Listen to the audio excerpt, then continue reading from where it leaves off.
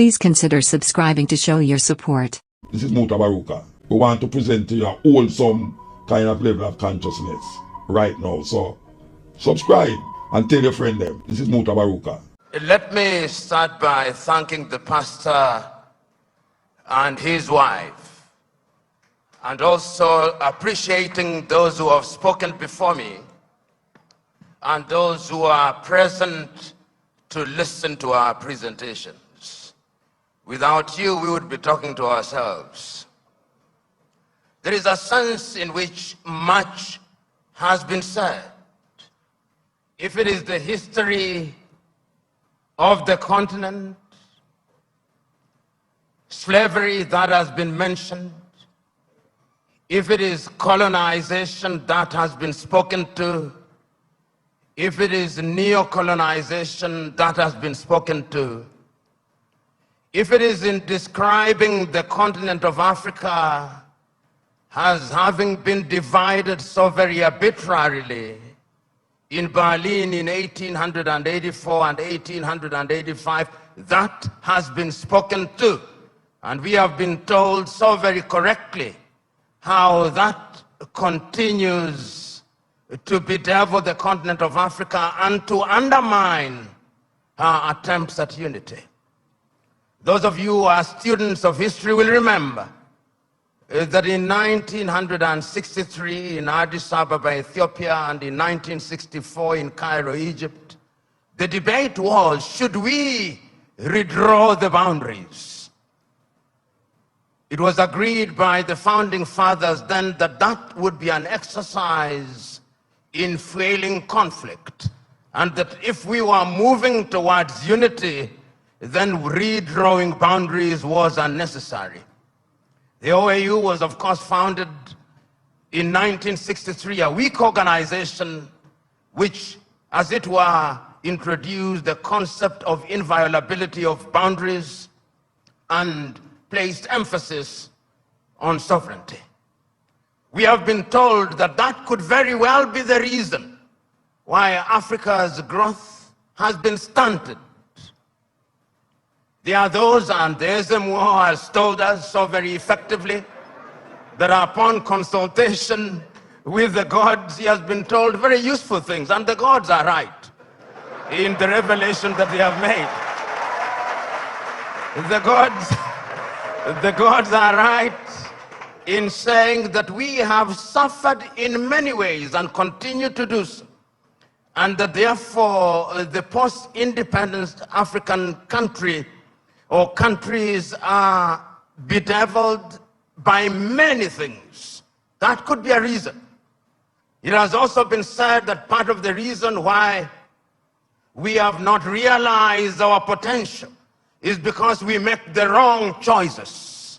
And that could very well be true. And my brother who spoke about choices so very well told us that it all rests on the choices that you make. And you who are Christians will remember that at critical moments, even in the Christian tradition, it has always been a question of choices. If you read the book of 1 Kings at chapter 18, when there is conflict in that little place called Israel, Elijah summons them and says, choose you now. If Baal is God, bring the 450 disciples of Baal and the 400 of Asherah who dined with Jezebel. And if God is God, let him be worshipped. If Baal is Baal, let him be worshipped. Perhaps that is the reason why we are where we are. We never make the right choices. We choose Baal when we should be choosing God. There are those who have said possibly, and you see this choice if you read the book of Joshua chapter 24, when he calls the Israelites and tells them, choose you now. Do you want to worship the gods whom your ancestors worshipped before they crossed the river, or the gods of the Amorites in whose land you dwell? As for me and my house, we shall serve the Lord. Perhaps we are not serving the gods, and that the gods are angry. And in the anger, they continue to visit pain upon us. So there is a sense in which all and many things have been talked about. But Africa sometimes judges ourselves very harshly and with a jaundiced sense of history. The post-colonial African state, the oldest post-colonial African state is Ghana, 66 years only. Nigeria, 63 years only. And we often forget these very important and immortal words of John Henry Clark when he said that all African countries, upon regaining independence, started to conduct their affairs on the basis of systems of governments that were borrowed from Europe, and that none of them will ever succeed on the basis of borrowed systems.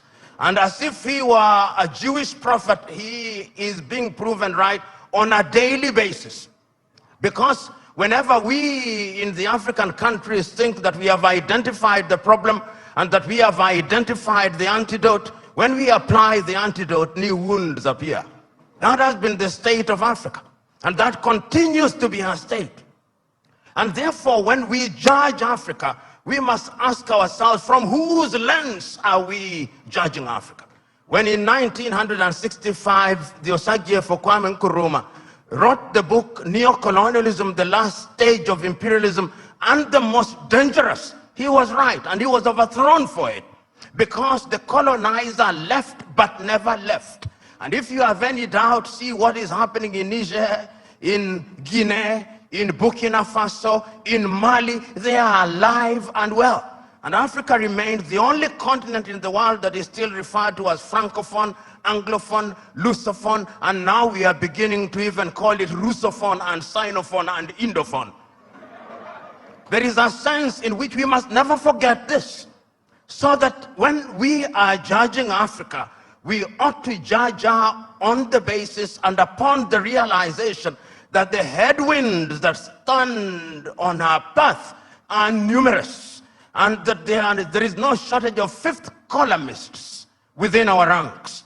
The SMO spoke, and if the SMO were to speak a little longer, he would have reminded you of what Chinua Achebe said in Things Fall Apart, that they came and put the things that held us together, and we can no longer reason as one. And he said, we may have sent the white man away, but what about our brothers whose minds they have infected and infested? And there is no shortage of them. So Africa can and will arise. And if you look at the continent of Africa, she has always been conscious of the need to do right things.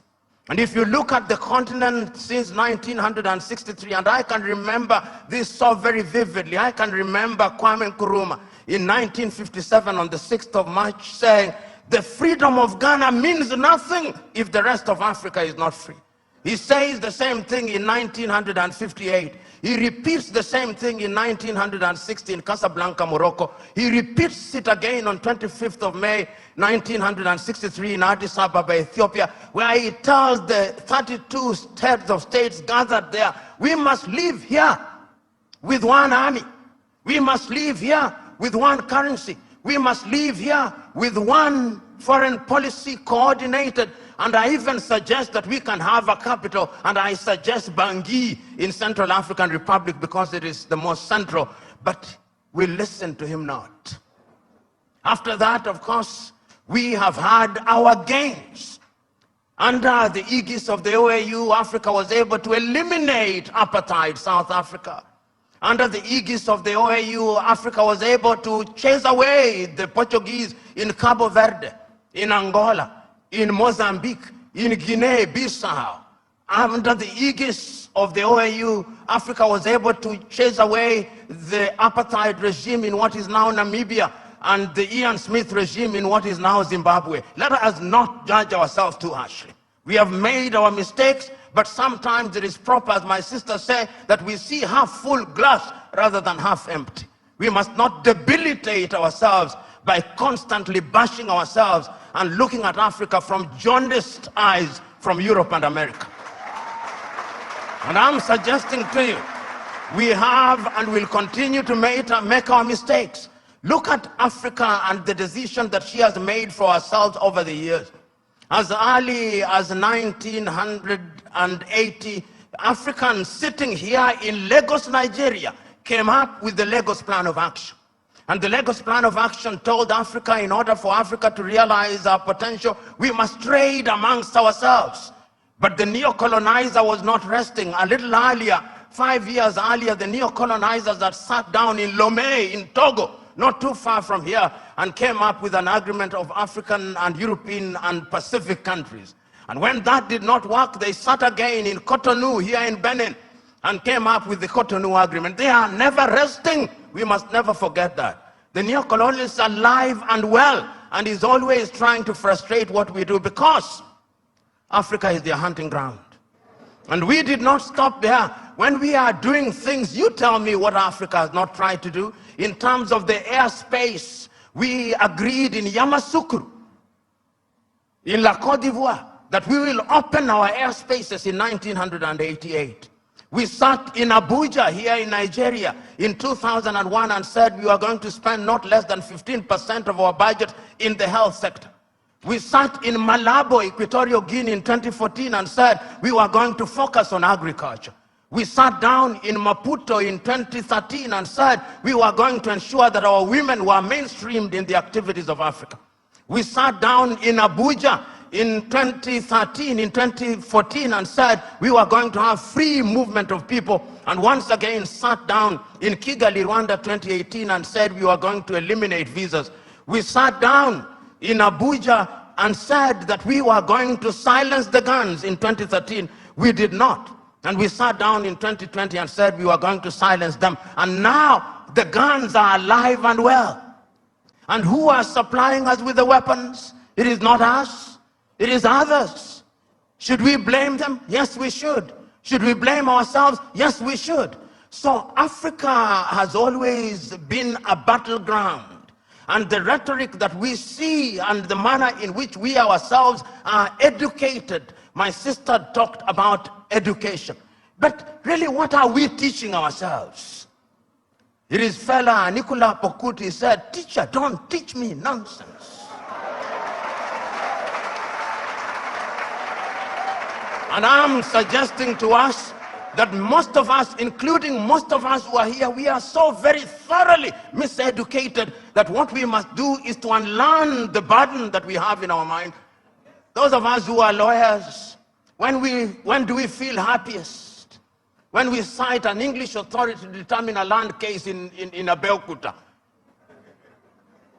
When we talk about the reasonable man, we don't talk about the reasonable man in Akeke, in Apapa. We talk about the reasonable man being the man in the Clapham omnibus in London, England. That is how miseducated we are. And until we are re-educated, we who are present here are part of the danger to Africa. Because even in our unguarded moments, I went several years ago to the university at Harvard and talking to students, and one of them said that Harvard was the best school in law, in teaching of law. I said, whose law? Nigerian law? Ugandan law? Zimbabwean law? They can only be best in teaching their law, not ours. And I've seen we who are in this space of education, somebody spends 6 years at Unilag, and when they go to Harvard or Stanford for 3 weeks for a short course where they spend most of the time taking tea, he comes back and says, an alumni of Harvard.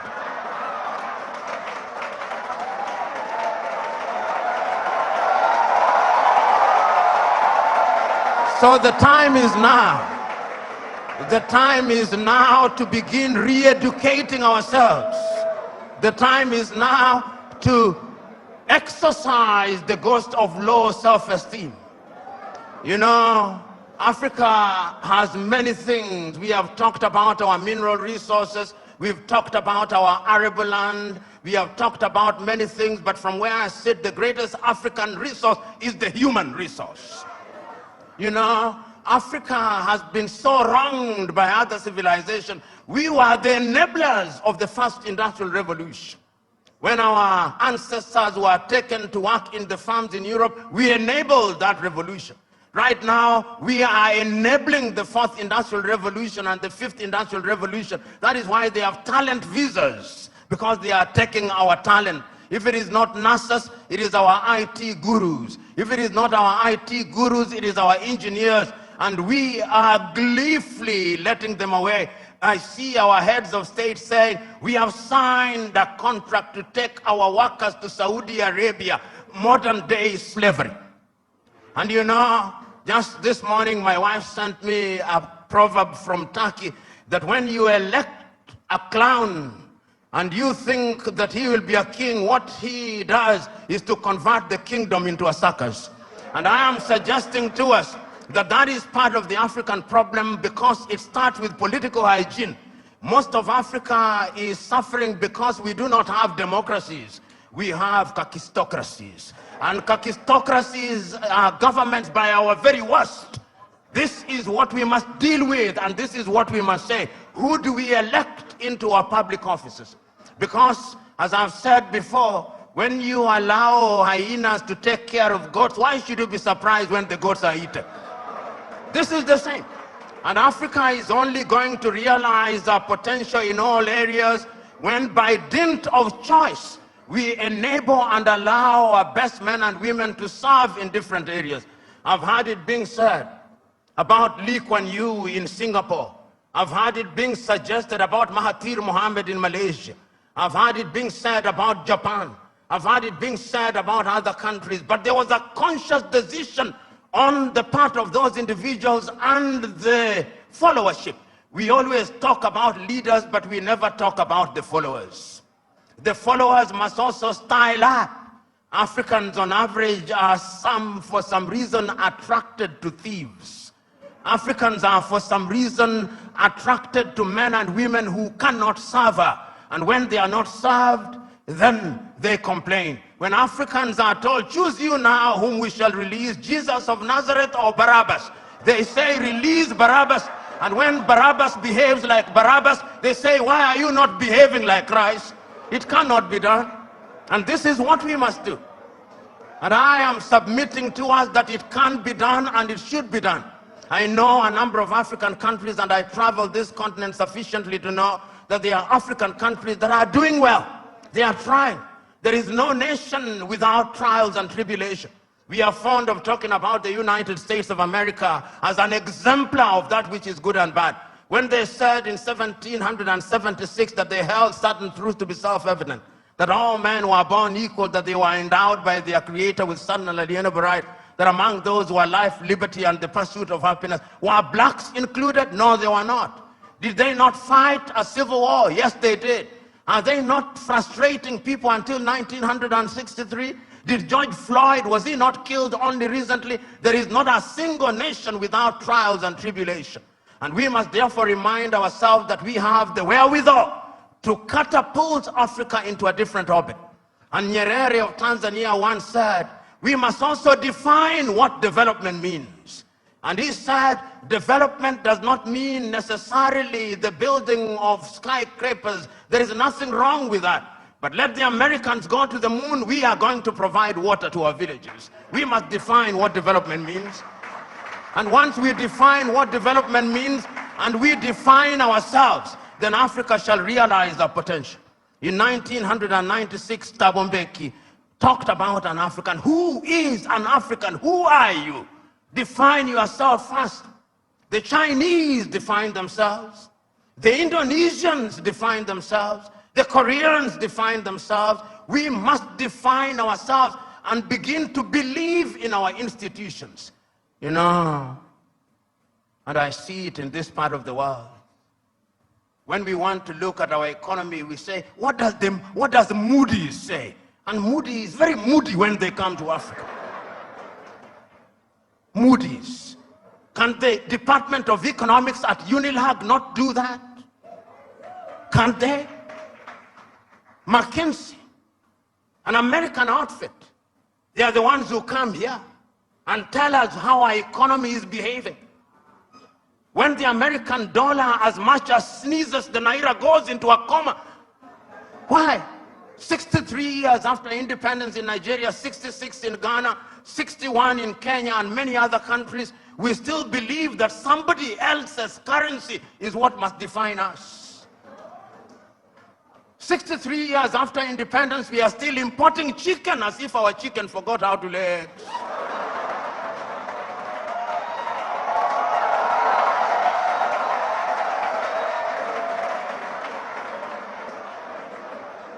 The time is now for Africa to ask fundamental questions. Because if you ask the wrong questions, you'll get the wrong answers.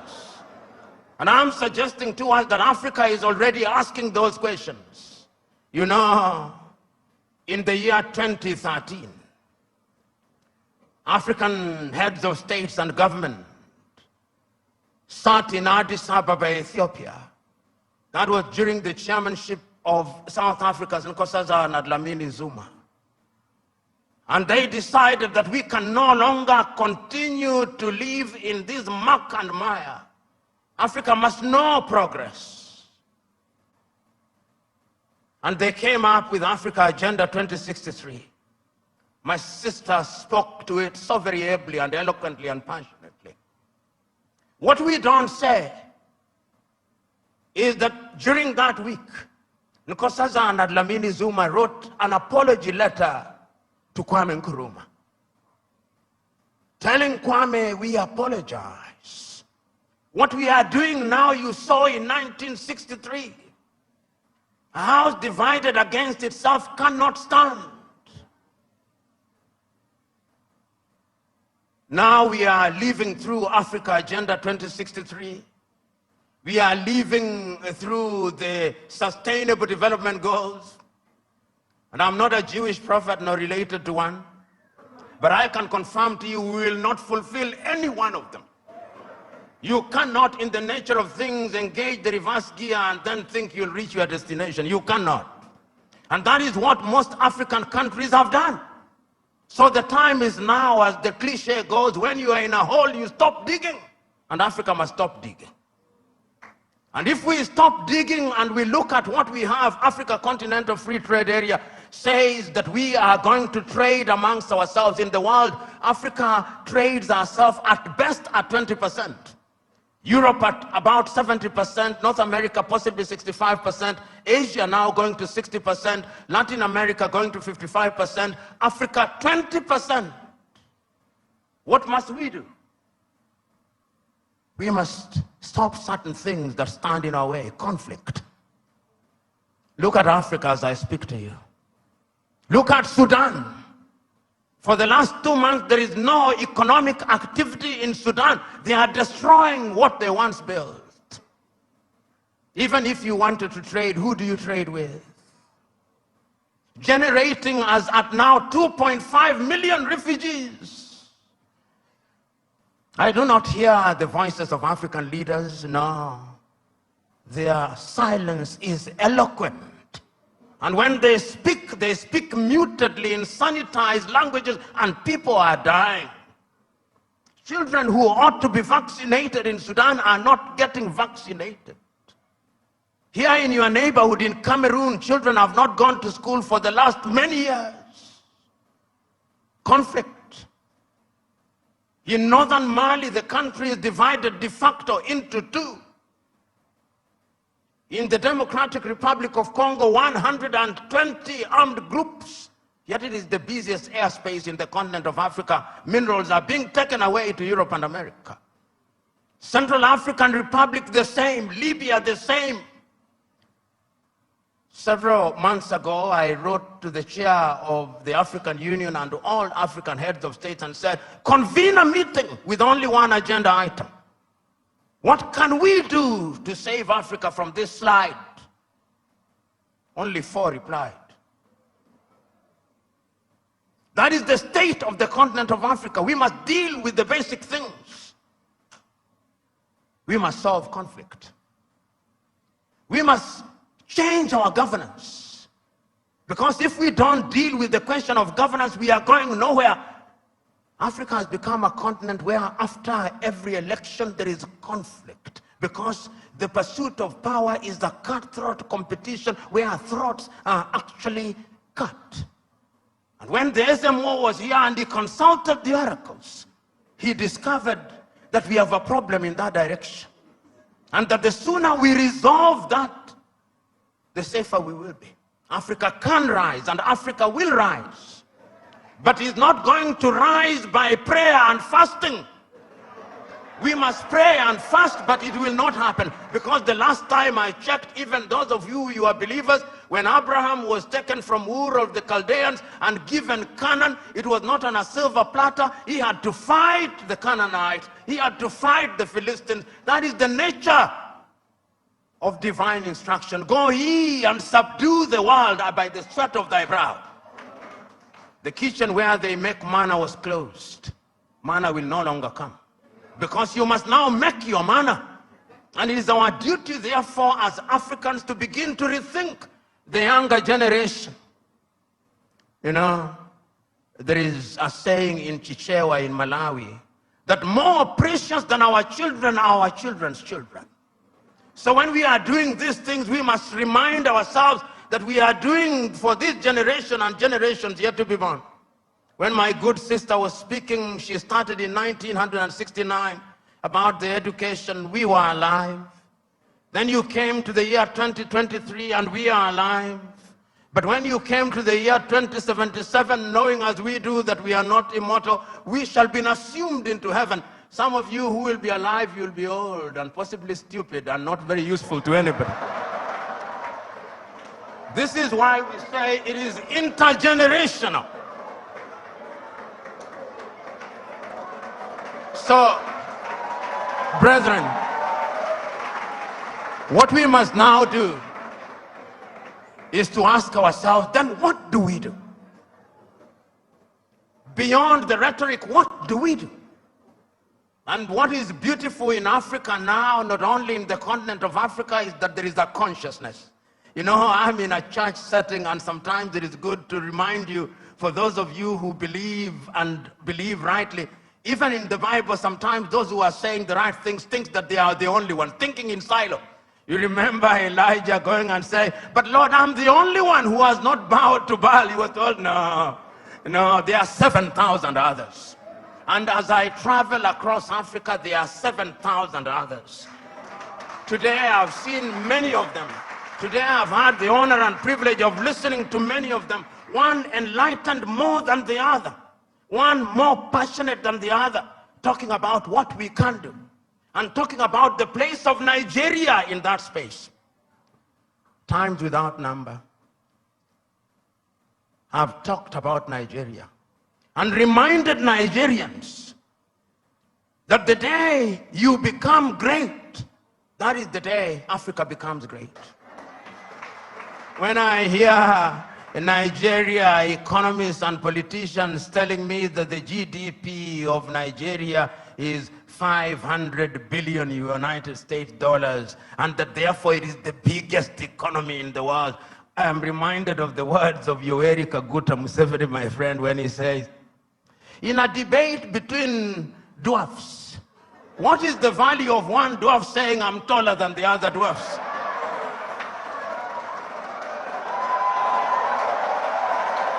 You are still a dwarf. This Nigeria is capable in 5 years of becoming a 3 trillion GDP economy. The fundamentals are there. Talk of human resource. And I think it is my sister, you go to anywhere in the world, tell me, engineering, artificial intelligence, space, Nigerians. The saying goes, if you go to any part of the world and you do not find a Nigerian, run away from there. Because there is nothing to be done there. It is these Nigerians who will move the country. I keep on reminding my Nigerian friends, you say you are 220 million. No, you are not. I suspect you are 300 million. And if my suspicion is correct, you owe this region and this continent the talent. You know, when people talk about instability in Nigeria, I ask them, can you handle refugees from Nigeria? Can you? You cannot. They'll overwhelm the entire West Africa.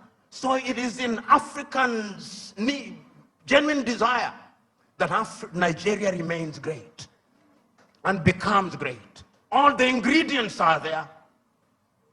Writing in 1983, Chinua Achebe, in his book, The Trouble with Nigeria, said that it is simply and squarely a problem of leadership. That is an African problem, and I also want to say it is also a problem of followership. Before the Ezemwe started speaking, he talked about what is expected of him in the village. When you are appointed into a public office in Africa, they actually expect you to be a thief. And if you don't steal, they say you are not wise. So in the minds of many people in Africa, Abuja and Lagos are hunting grounds where they send their sons and daughters to steal, to take antelopes, which they share in the village. That thinking must change, because service for humanity is what we must look at. And I have no doubt in my mind that Africa can do it. When I look at Africa and I look at Nigeria, I see an Africa that is capable of rising because our sons and daughters now present in the continent and even in the diaspora. You go and see the Africans in the diaspora, whether they are in Antigua and Barbuda, and my good friend here, the ambassador of Antigua and Barbuda, Wallace Williams, Trinidad and Tobago, will agree with me in that regard. You go to St. Vincent's and Grenadines, you go to Jamaica, everybody now wants to come and invest in Africa. But we must make the circumstances right. So we must improve our politics. We must make our laws enabling. We must improve our agriculture. We must improve our health. We must improve our education system. We must improve the quality of the environment so that we stop our young men and women dying in the Mediterranean Sea, dying off the coast of Dhaka, going into modern day slavery in Saudi Arabia, in that part of the world. It can be done. We have seen it done during our lifetime. We have seen South Korea do it. We have seen China do it. We are seeing India do it. We can see Indonesia doing it. We have seen Vietnam after the war doing it. And within the continent of Africa, there are other examples. We have seen Rwanda rise like a phoenix during our lifetime. We have seen Botswana do it. We have seen Cabo Verde do it. We have seen Mauritius doing it. It can be done. And if we agree that it can be done, what we must now do is to take a solemn vow. And that solemn vow must come from these words spoken by Julius Kambarage Nyerere on the 6th day of March 1997 in Accra, Ghana, when he was called upon to be the guest on the 40th anniversary of Ghana's independence. This is what he said, and I say this, then I shut up and sit down. Mwalimu said, when Kwame Nkrumah told us in 1963 that we ought to unite, we agreed with him. And we did not for one moment believe that unity in and of itself will solve our problems. What we believe that unity will make our voices as Africans to be respected. Because the rest of the world is not bothered about our Ghanaianness or our Tanzanianness. He did not say this, but I'm adding, but our Nigerianness or Ugandanness. The rest of the world only knows about Africa. The time is now. Our generation fought the colonialists and brought what we thought was independence, but they gave us the crown without the jewels. But of all the sins that we have committed, there is a single sin that we must never commit: the sin of giving up, the sin of despair. And each one of us must remember that we have a role to play. We have a role to play because if the ocean is to exist, the droplets must be good. If the forest is to exist, the trees must be good. Play your part and let the results be the testimony of your efforts. God bless you. The informative information presented in this video is motivational and is positively aimed at inspiring, educating and entertaining the viewers with the cutting edge of critical reasoning. If you enjoy the contents on the Black Radar YouTube channel, please consider subscribing to show your support. This is Mutabaruka. We want to present to you a wholesome kind of level of consciousness right now. So subscribe and tell your friend them. This is Mutabaruka.